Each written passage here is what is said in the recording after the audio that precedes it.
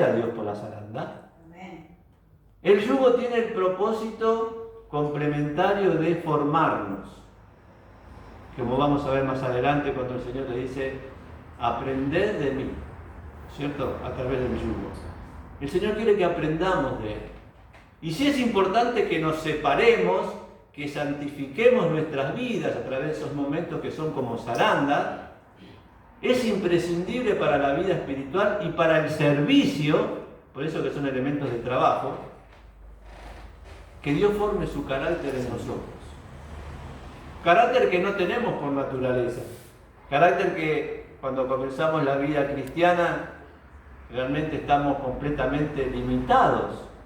Entonces el yugo viene a cubrir esa necesidad y también tenemos que agradecer por el yugo.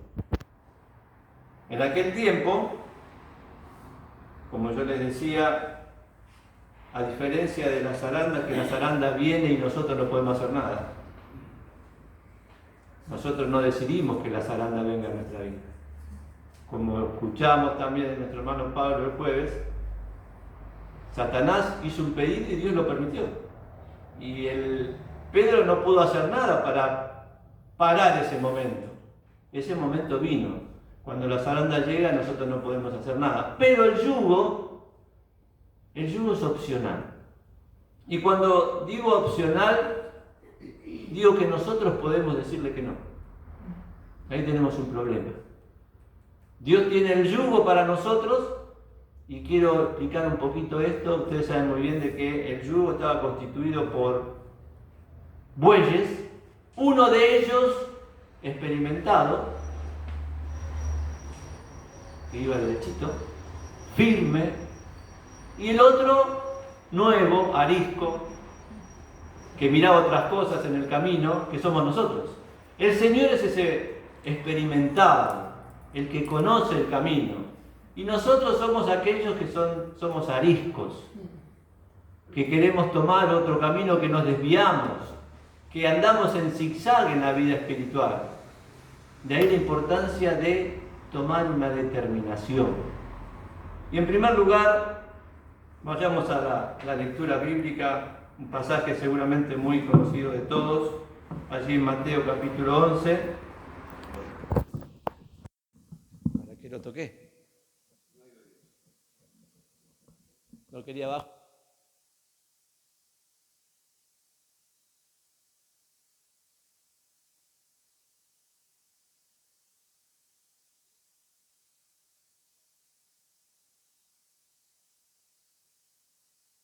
Creo que la aplicación básica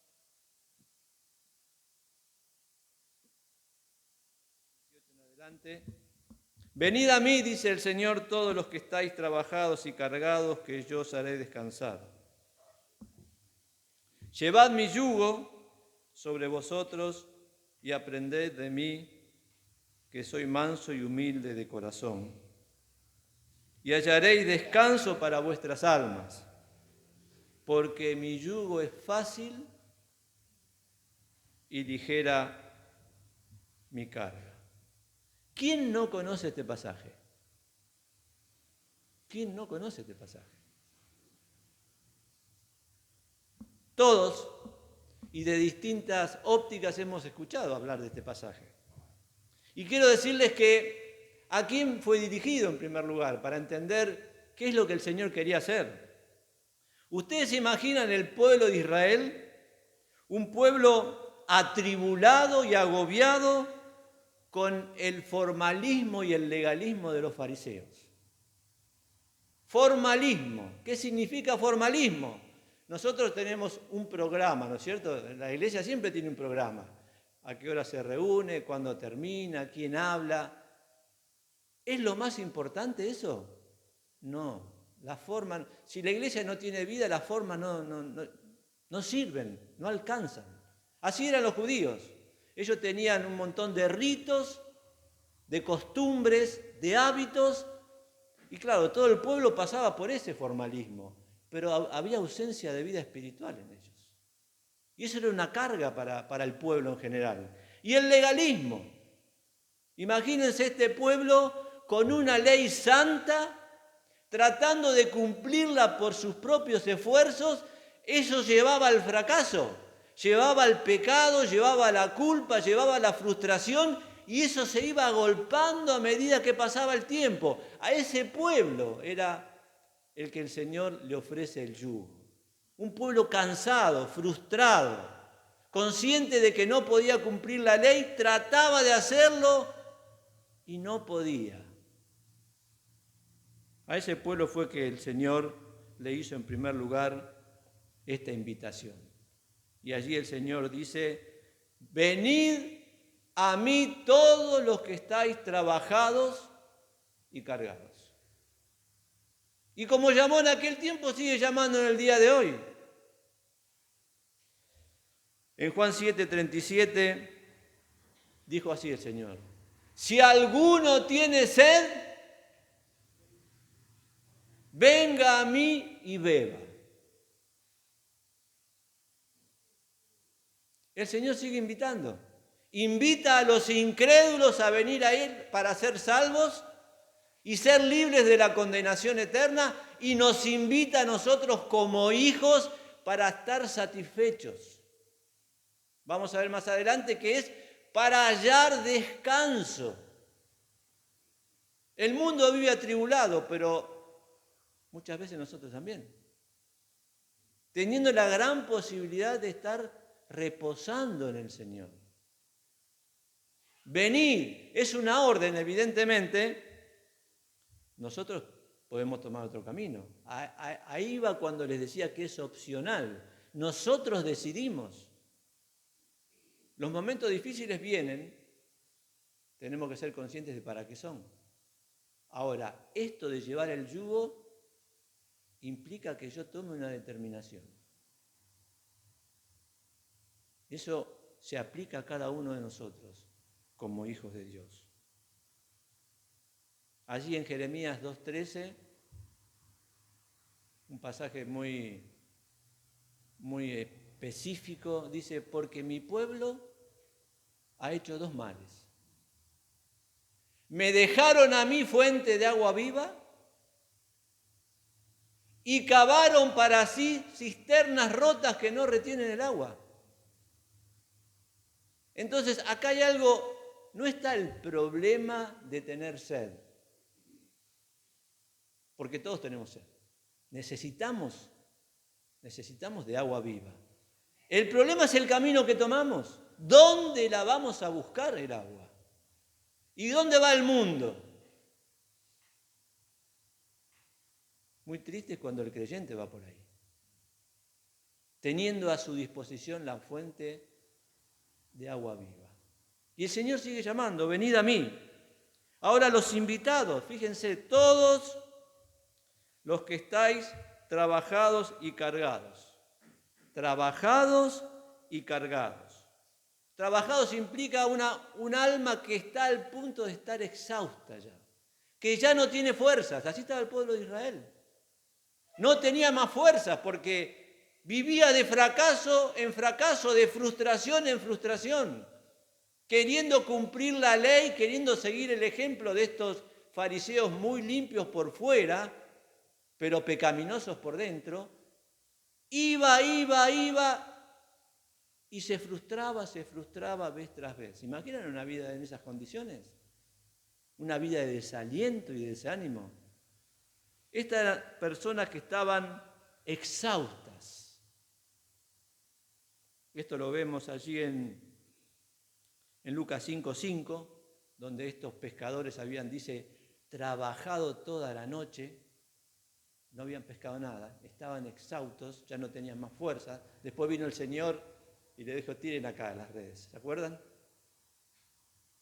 O también aparece cuando el Señor allí con la mujer samaritana en San Juan 4:6, dice que llegó al pozo de Jacob y el Señor cansado del camino, exhausto también el Señor.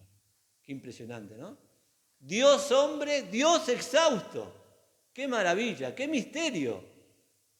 También el Señor se cansaba en ese ministerio intenso que Él realizó. Trabajados y cargados. Es decir, tener sobre sí mismo un peso enorme, difícil de llevar, día tras día, peso que aumentaba con el tiempo. Ahora el Señor les dijo, yo os haré descansar. Y acá el yugo empieza a tener una influencia. El yo os haré implica una relación personal con el Señor. Y estoy hablando de los hijos de Dios. Una relación personal con Él. No una relación que se fomenta en las reuniones de la iglesia solamente. De hecho, tenemos que venir a la iglesia. Necesitamos aprender, crecer, profundizar nuestra comunión con el Señor y entre nosotros. Pero ¿qué pasa en la semana? ¿Cuál es nuestra relación con el Señor en la semana? Y entiendo, porque yo lo paso también, que a veces el trabajo nos ocupa un gran tiempo en la semana y llegamos confiados, pero nuestras fuerzas no se van a renovar aparte de la comunión con Dios. Ahí tenemos que tomar una decisión. Señor, necesitamos un tiempo contigo, un tiempo a la mañana, o busquemos el horario que sea más adecuado, donde podamos estar tranquilos, pero no podemos perder la comunión personal. El Señor dice, yo os haré descansar. Él, no la actividad de la iglesia. El descanso lo encontramos en Él. Y la renovación que necesitamos para hacer la tarea, la encontramos en el Señor, no en otros lugares, no en otras personas. Por eso el Señor es enfático aquí. La invitación del Señor, venid a mí, sigue vigente al día de hoy. ¿Estamos respondiendo a este llamado? Ahora, esta invitación, si nosotros la respondemos afirmativamente, nos permite entrar en la instrucción del Señor. Fíjense que dice, verso 29, llevad mi yugo. Y acá quiero detenerme en esto. Tenemos que tomar una decisión en esto. Es opcional. Ahora, ¿podemos decir que no? ¿Vamos a sufrir un gran daño? Podemos decir que no. A Dios le podemos decir que no. Hay muchas personas que no son del Señor porque han rechazado el Evangelio, han rechazado la luz. Ahora, nosotros como hijos podemos decirle que no a Dios también. Y dejar el yugo ahí a un costado de nuestra vida. Ese yugo tiene 2 aberturas para 2 cuellos, se apoyaba en la nuca de los bueyes, y puede ser que esté el Señor solo allí, y nosotros estamos ausentes del yugo. Entonces, como la cruz, tomad la cruz, es algo que tengo que tomar yo, tengo que decidir tomarla. La puedo dejar allí, a un costado de mi vida, consciente de que el Señor me sigue mandando a tomarla porque en ella es donde voy a encontrar lo que yo necesito en mi alma, en la profundidad de mi alma.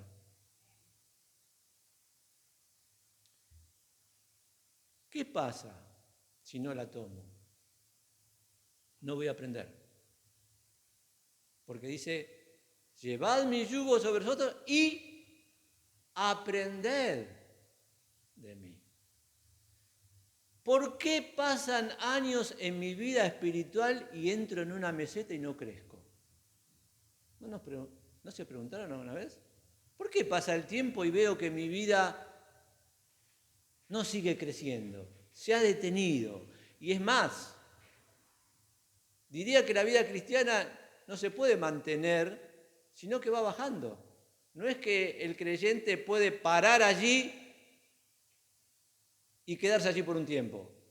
O subimos o comenzamos a descender. No nos podemos congelar. La vida cristiana no sabe de congelamientos. O nos acercamos más al Señor o de a poquito nos vamos deslizando del Señor. Entonces el Señor nos llama a aprender, pero con el yugo. Y el yugo es una decisión personal. Yo tengo que poner mi cuello allí al lado del Señor para ir con Él. Con Él, andando el camino, voy a comenzar a aprender. Y aprender implica no solo por observación, sino por experiencia. Voy a comenzar a hacer las cosas que el Señor que está a mi lado hace. También me voy a conocer yo porque muchas veces voy a querer tomar otro camino. Recuerden que nuestra naturaleza es arisca. Nuestra voluntad, no quebrantada, quiere tomar otros caminos. Nuestros ojos ven otros objetivos en la vida. Ahora, allí al lado del Señor, decidido, Señor, te voy a obedecer, voy a comenzar a corregir, voy a comenzar a madurar y ver cómo el Señor obra también para aprender de Él. Ahora, ¿qué puedo aprender? Puedo aprender dos virtudes que son cardinales en la vida cristiana. Si yo quiero ser de bendición, si quiero ver fruto en mi vida espiritual, no puedo dejar de lado estas virtudes. Eran las del Señor. Y el Señor quiere imprimirlas en mi carácter también. Pero no lo va a hacer aparte del yugo. Lo va a hacer a su lado, caminando junto a Él. La primera de ellas, mansedumbre. Algunos en el mundo, el criterio de mansedumbre es debilidad. Pero en la vida cristiana y en la Biblia es poder, bajo control. Manso es aquella persona que tiene la disposición en su alma y entiende de que todos los tratos de Dios que tiene para con él son buenos, no los discute, no los resiste, sino que los acepta de buena gana. ¿Se entiende, no? Dios nos pone a veces en lugares adversos, incómodos. Podemos hacer dos cosas con esa situación. Aconsejarle a Dios, decirle a Dios, no, me parece que esto no es lo mejor para mí. Nos ponemos a discutir como él cuando, ¿se acuerdan? Pedro, el Señor le dijo, es necesario que vaya a Jerusalén, que sufra de los principales sacerdotes, que muere y resucita. No, Señor, lo tomó aparte, dice la Escritura, y lo empezó a aconsejar al Señor. Señor, que no te acontezca esto. ¿Qué estás diciendo? ¿Podemos hacer eso? ¿O podemos agradecer a Dios? Señor, este es tu camino para mí. Realmente me duele, pero si lo sobrellevo en su compañía, las marcas que va a dejar en mi vida va a ser de marcas para otros hermanos con los cuales pueda yo compartir cuando pasen por esa misma experiencia. Ese es el fruto de andar con el Señor en su yugo. No es un camino de rosas, pero es el camino de la bendición para el alma. Entonces, mansedumbre y humilde. ¿Quién es el humilde? ¿Es aquel que tiene pocos recursos económicos? ¿Es aquel que no tiene una preparación académica?